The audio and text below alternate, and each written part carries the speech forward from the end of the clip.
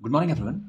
आज कर रहे हैं हम लोग क्लास 10th मैथ्स एनआईयूज का 6th चैप्टर क्वाड्रेटिक इक्वेशंस और आज हम कर रहे हैं इसकी एक्सरसाइज 6.4।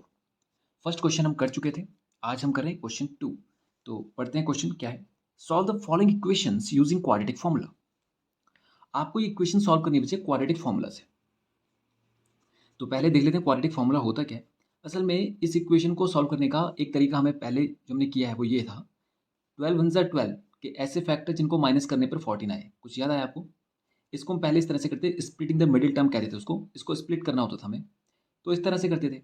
यहाँ पर वो बोल रहा है कि इसको सॉल्व कीजिए लेकिन क्वाड्रेटिक फॉर्मूला की मदद से। क्वाड्रेटिक फॉर्मूला होता है बच्चे minus b plus minus root b square minus 4ac upon 2a। ये होता है क्वाड्रेटिक फॉर्मूला। अब इसमें जो ए बी सी है वो असल में इस इक्वेशन से हमें पता चलेंगे। ये जो इक्वेशन है बच्चे ये होती है A X square plus B X और प्लस सी की फॉर्म में। मतलब एक्स स्क्वायर यानी स्क्वायर वाली जो टर्म है उसके साथ जो होगा वो ए है, एक्स वाली जो टर्म है उसके साथ जो होगा वो बी है, और तीसरा वाला जो होगा बिना एक्स के वो होगा सी। तो यहाँ पर देखिए स्क्वायर वाली टर्म के साथ यानी ये ए बनना है, बिना स्क्वायर वाली टर्म के साथ मतलब 1 पावर के साथ बी बनना है, और जिसमें पावर 0 हो यानी वाई यहाँ पर है ही नहीं तो वो बनना है सी। या सिंपल आप कह सकते हैं स्क्वायर वाली टर्म ए, पावर 1 वाली बी, और बिना एक्स वाई जेड वाली टर्म सी हो जाएगी। समझ गए आप? तो यहाँ से हम इसको कंपेयर करें अगर, तो ए हो जाएगा हमारे पास यहाँ पे कितना, वाई स्क्वायर के साथ कोई नंबर नहीं है तो हम लेंगे उसको 1। बी हो जाएगा वाई के साथ जो नंबर है 14 विथ साइन, और सी हो जाएगा हमारे पास 12 विथ साइन। ओके, बस अब हम इस फॉर्मूला में वैल्यू रख देंगे माइनस बी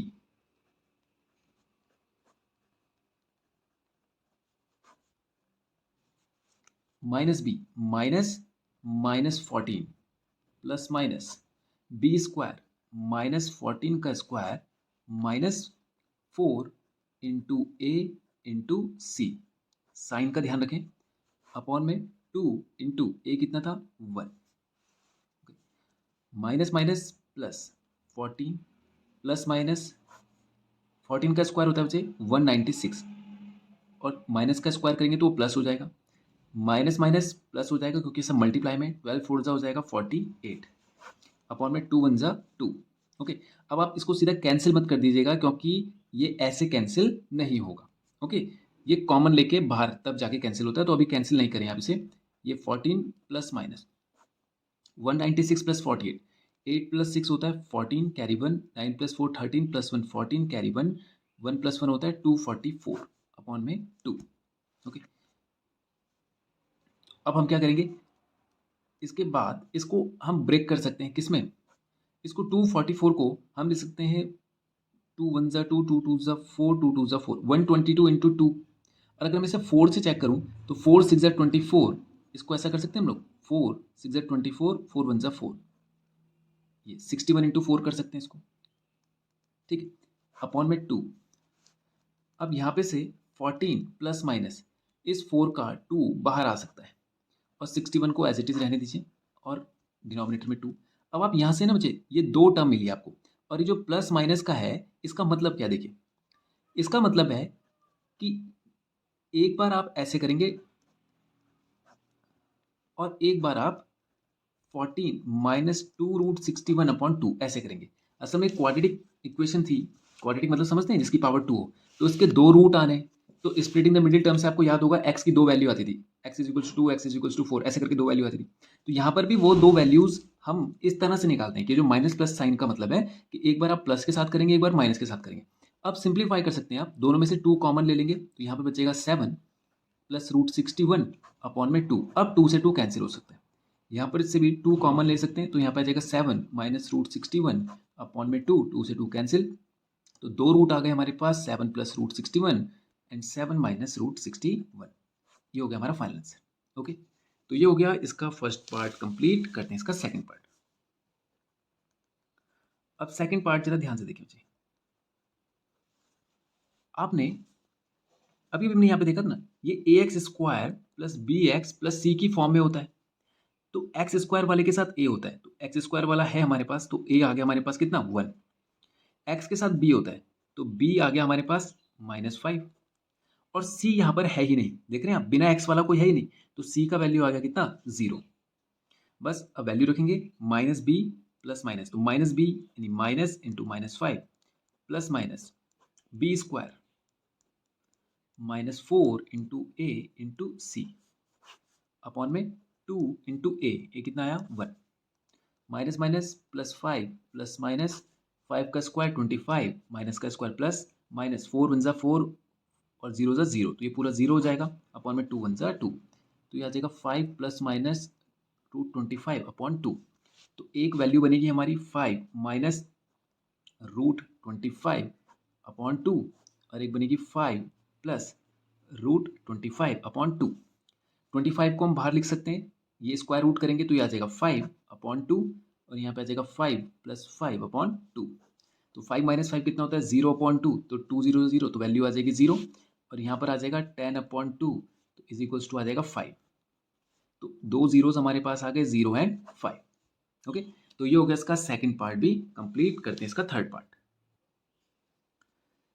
ए यहाँ पे हो जाएगा हमारे पास 1, एक्स स्क्वायर के साथ ए होता है, बी हो जाएगा -15 और सी हो जाएगा 50।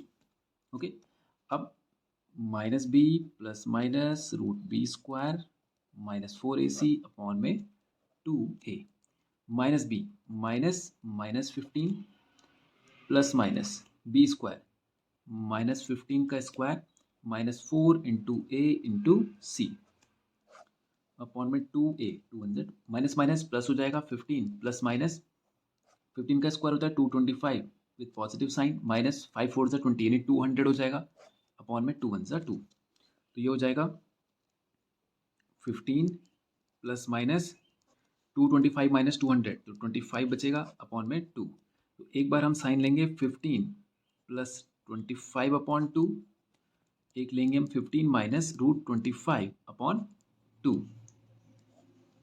तो 25 का स्क्वायर रूट होता है 5, ये 15 माइनस 5 अपॉन 2, तो 15 प्लस 5 होता है 20 अपॉन 2, तो यह आ जाएगा 10, और हो जाएगा 15 माइनस 5 यानी कि 10 अपॉन 2, यह आ जाएगा 5, तो दो रूट आ गए हमारे पास 10, 5। ओके, तो ये हो गया बच्चे क्वेश्चन 2 हमारा कंप्लीट। अब करते हैं हम लोग क्वेश्चन नंबर 3। पढ़ते हैं क्वेश्चन 3। क्वेश्चन कह रहा है find the value of m so that the following equations have equal roots. आपको m का वो वैल्यू फाइंड करना है जिसके लिए इन इक्वेशंस का जो रूट हो वो इक्वल हो।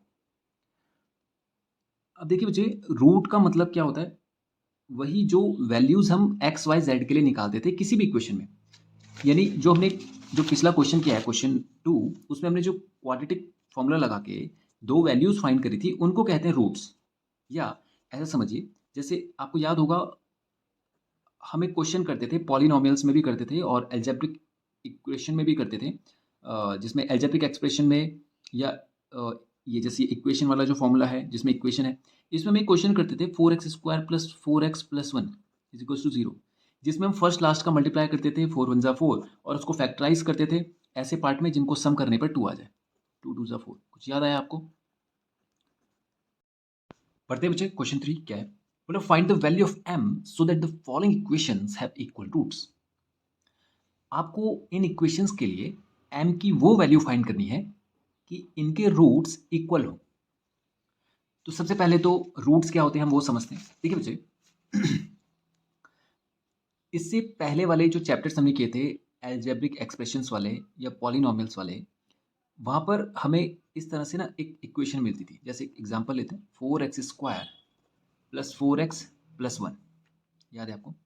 और हम इसको करते थे फर्स्ट और लास्ट को मल्टीप्लाई, 4 1 ज़ा 4 के ऐसे फैक्टर जिनको प्लस करने पर 4 आ जाए। तो हमने इसको ब्रेक किया 2 2 पे, 2 2 ज़ा 4 होता है, दोनों को प्लस करो तो 4 आता है। फिर हम इस तरह से इसको स्प्लिट करते थे, याद है आपको? स्प्लिटिंग द मिडिल टर्म कहते थे हम उसको। फिर हम 2 के पेयर बनाते थे, इसमें से 2x कॉमन ले लिया, 2x प्लस 1 बचा, फिर 1 कॉमन ले लिया, 2x प्लस 1 बचा। ठीक है, फिर 2x प्लस 1 और 2x प्लस 1 ये पहले कॉमन ले लिया, फिर ये बचा यहाँ लिख दिया।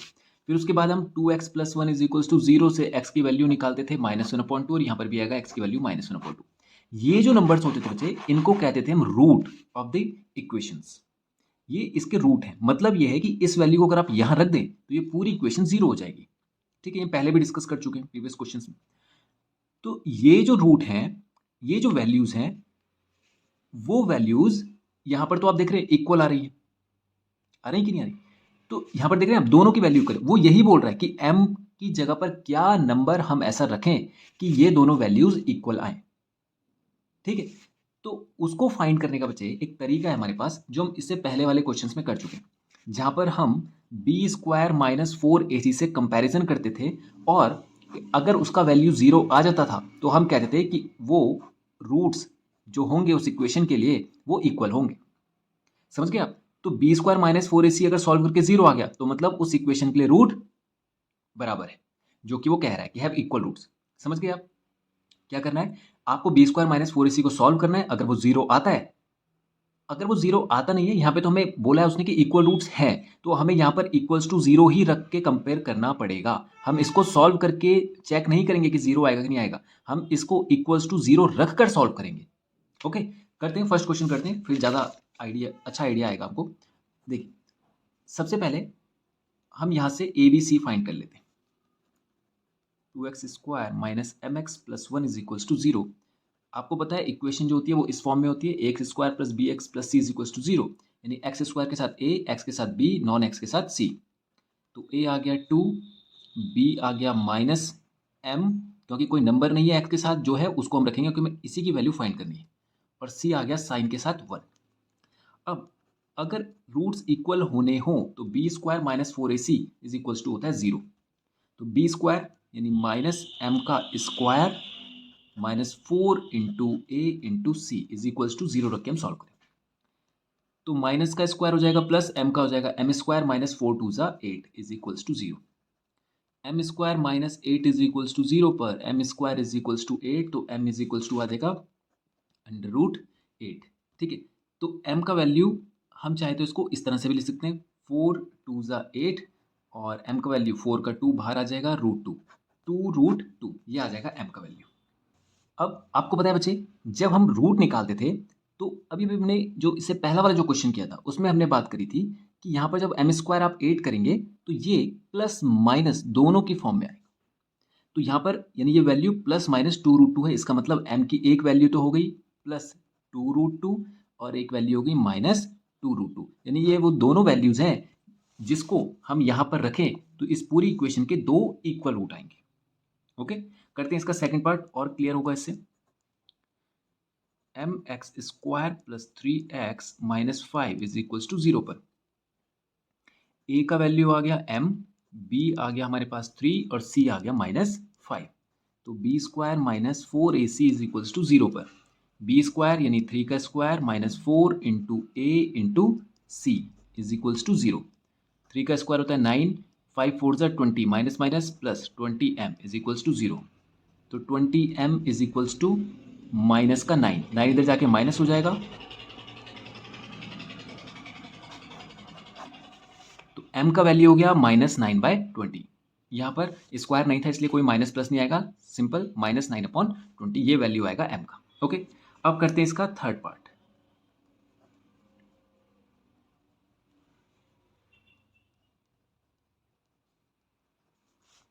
a का वैल्यू है थ्री, b हो गया माइनस सिक्स, और c हो गया m। तो B square minus four A C is equals to zero पर